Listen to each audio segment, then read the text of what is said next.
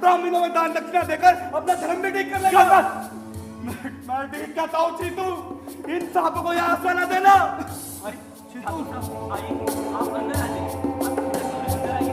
अरे कहाँ लेके आ रहे हो? ये क्या कह रहे हो गणपत? ये मेरे मेहमान हैं और मैं इनके खिलाफ कुछ नहीं सुनना चाहता। शांत हो जाओ गणपत, मैं तुम्हारे मन की बात समझता हूँ, पर आज की बात अलग है। यदि तुम लोगों ने ठाकुर को आसरा नहीं दिया तो इस घर में मैं क्षण भी नहीं रुकूंगा। तुम कहीं भी नहीं जाओगे बेटे सर। तुम चले गए तो हमरे सामने से इंसानियत की तस्वीर चली जाएगी। कोई कहीं ना जाएगा, ये मेरा घर है, मैं देखती हूँ। और गणपत, मैं अभी तेरे घर से आ रही हूँ। तेरी औरत ने इस धरती पे सरग उतार रखा है। कम से कम 20 लोगों की सेवा में तो लगी है सुबह से। जब तू भी इसका थोड़ा हाथ बटा दे। बने रहो तुम सब यहाँ भगत बन के, मुझसे तो ये सब नहीं होगा। तू चल यहाँ से, उसका दिमाग फिर गया है। ठाकुर साहब, आप गणपत की कहे का बुरा मत मानिए, वो अपने को रोक नहीं सकता ना। बैठोगे नहीं ठाकुर? नहीं बरकत, तुम वहां से नहीं उठोगे। अगर तुम वहां से उठ गए तो हमारा सोचने का पहलू ही उठ जाएगा। बैठो बरकत, बैठो ठाकुर। ठाकुर साहब, आप चिंता ना, सब कुछ ठीक हो जाएगा। लेकिन पंडित मालदेव कहाँ गए? उसका नाम न ले चितू, मुझे माफ कर दो तुम। मैंने तुम लोगों को नीच समझा और उस ढोंगी पंडित को ऊंचा। मेरी सारी जिंदगी भर की कमाई इस बाढ़ में बह गई। ठाकुर साहब, जो हुआ उसे भूलने की कोशिश करो। हरी 2 बर्तन और 4 दिन के अनाज के अलावा हमारे पास और है ही क्या। हरी इस झोपड़े को अपना ही समझो, पर आपको यहाँ तकलीफ होगी। हम अछूत जो हैं।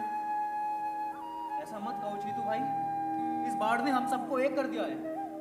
हम सब एक हैं। हम सब एक हैं। क्यों चाचा, जब बाढ़ उतर जाएगी तो फिर से सब बदल जाएगा ना। फिर से वही भेदभाव, फिर से वही मारपीट, फिर से सब पहले जैसा हो जाएगा ना। नहीं चंदा, यह बाढ़ इस गांव को जरूर कुछ सिखा कर जाएगी। आज मैं बहुत खुश हूँ। हर आदमी अपनी जात भूल रहा है, आपस का बैर भूल रहा है। एक ही फिक्र लगी है कि कैसे दूसरे को बचाया जाए। एक साथ बैठे चंदा, मैं तो चाहता हूँ कि यह बाढ़ इस दिलों में जमा हजारों साल का सब कूड़ा कचरा बहा दे। इस बाढ़ के साथ लोगों के मन से जात पात का बुखार उतर जाए। ऐसा होगा चाचा? होगा, जरूर होगा। घृणा करने से घृणा बढ़ती है, हिंसा करने से हिंसा बढ़ती है, खाई और गहरी होती है।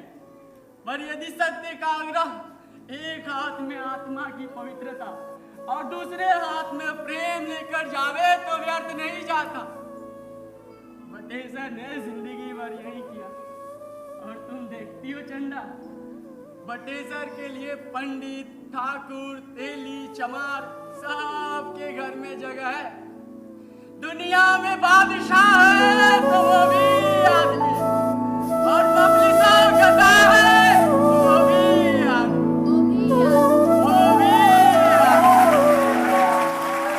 बात बताओ भौजी, ठाकुर ने तुम्हारे यहाँ पानी पी लिया? हाँ, पी लिया। अच्छा, खाना भी खा लिया? अरे खाना तो अभी बना ही ना। तो देख लेना भौजी, ठाकुर खाना नहीं खाएगा। अरे मैं इनकी नस नस जानता हूँ भौजी, ठाकुर खाना नहीं खाएगा। तुम देख लेना भौजी, ठाकुर मंगलवार व्रत का बहाना बनाएगा और खाना नहीं खाएगा। अरे मैं इनको अच्छी तरह जानता हूँ भौजी, हम हरिजनों के घर बरकत के रहते ठाकुर खाना खा ही नहीं सकता। ऐसा मत कहो गणपत, ठाकुर बहुत परेशान है। उसकी सारी संपत्ति तो बाढ़ में डूब गई। अरे तो बहुत अच्छा हुआ भौजी, बहुत अच्छा हुआ। अब उसको पता चलेगा जब वो गरीबों की जायदाद हड़प लेता है तो उनको कितना दुख होता है। चुप कर गणपत, मैं कहती हूँ ठाकुर खाना खाएगा। अरे भौजी, ठाकुर खाना नहीं खाएगा, तुम नहीं जानती हो। इनका मायाजाल बहुत खतरनाक है भौजी, बहुत खतरनाक। अपने पर पड़ी तो आंखों में आंसू भर लेंगे, ज्यादा हुआ तो झुक भी जाएंगे।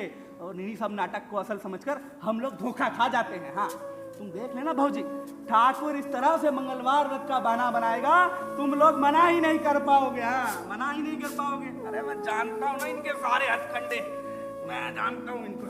गणपत हम लोगों से धोखा नहीं खा सकता। ए भौजी, थोड़ी तंबाकू मिलेगी क्या? हमारी तो सारी तंबाकू वो लोग पी गए। परसों 10 किलो चावल लाए थे, वो भी सब खा गए। अब भौजी, अगर कल तक ये बाढ़ नहीं उतरी तो क्या होगा? कहाँ से खिलाएंगे सबको? और भौजी अगर हफ्ते भर बाढ़ नहीं उतरी तो ये टीला तो मुर्दों का टीला बन जाएगा, मुर्दों का टीला। ऐसा कुछ ना होगा गणपत। मैं और तेरे छिट्टू दद्दा जी तोड़ मेहनत करते हैं, हमें भगवान देता है। अभी एक बोरा चावल है, कम पड़े तो ले जाना। बाढ़ उतरने के बाद तुम लोग क्या करोगे? हाँ क्या करोगे? अरे तब की तब देखी जाएगी। गांव जिंदा रहेगा तो हम जिंदा रहेंगे, बाढ़ करने के बाद तुम लोग क्या करोगे? हाँ? भौजी तंबाकू हाँ, लाती हूँ। सारा बाढ़ करने के बाद क्या करेंगे हम लोग? तो सोचे ही नहीं क्या करेंगे बाढ़ करने के बाद।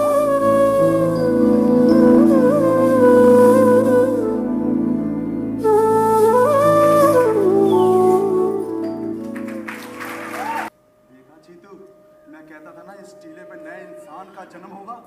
हाँ, अब मेरी बात सच हो रही है। हाँ बटे सर, अभी तो सब लोग अपना ऊंच नीच और भेदभाव भूल गए हैं, पर कहीं ऐसा तो नहीं होगा ना बटे सर कि बाढ़ उतरने पर पानी से फिर वही पुरानी दुनिया निकल आए और वो जो ठाकुर अभी गंगाधर का सिर दबा रहा ना उसकी सेवा में लगा हुआ है। अरे बाढ़ उतरने पर वही ठाकुर हमारे सीने पर बंदूक तानने वाला ठाकुर ना हो जाए। बात तो सच हो रही है तुम्हारी। नहीं चीतू, अब ऐसा नहीं होगा। ठाकुर अब बंदूक नहीं उठा सकता। उसने गोली की ताकत भी देख ली और प्रेम की भी।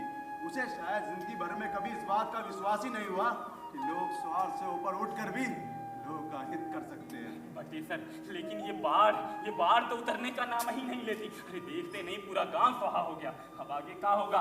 जवाब बाढ़ तो जरूर उतरेगी, हर बार उतरी है। आदमी हर बार बचा है, इस बार भी बचेगा। अब ये गांव नए सिरे से बसेगा, नए आदर्शों से बसेगा।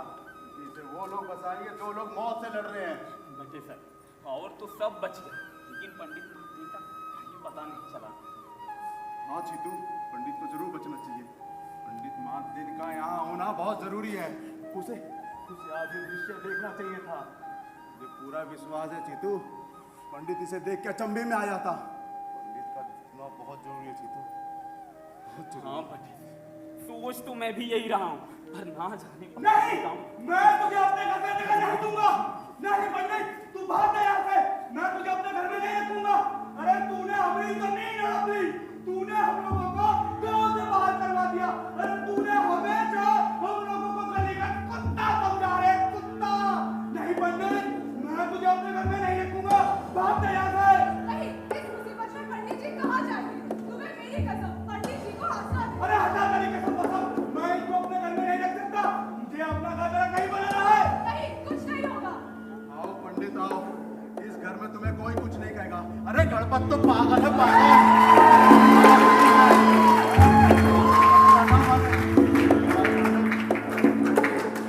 बैठिए यहाँ।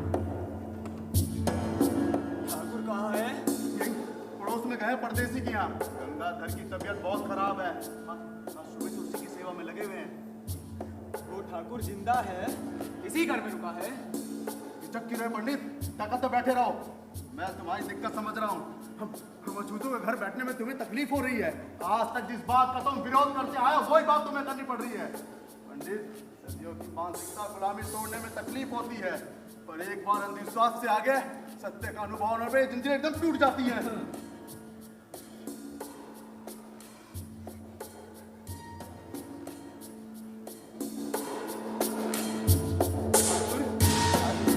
पानी पी लिया?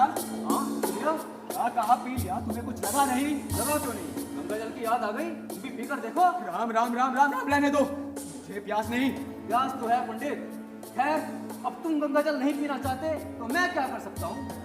झूठ के घर का पानी और गंगा जल, ऐसी बातें कर रहे हो ठाकुर तुम। पंडित, भगवान क्या ब्राह्मण के लिए अलग, ठाकुर के लिए अलग और अछूत के लिए अलग पानी बरसाता है? अरे सब पानी एक है, बस फर्क केवल हमारे दिमाग में है। अब तुम देखो ना, इस बाढ़ ने किस चीज को नहीं छुआ। इसने एक और जहां तुम्हारे मकान को छुआ है, वहीं दूसरी ओर मेरे मकान को भी छुआ है, और तीसरी ओर इस टीले को भी छुआ है। अरे मैंने भी इस पानी को छुआ है, चीतू ने भी इस पानी को छुआ है। अब बताओ फिर तुम क्यों इस पानी को पार कराए? पंडित, सब चीजें एक दूसरे को छू रही है, सब तरफ स्पर्श है, बस केवल हमारे दिमागों में स्पर्शता है।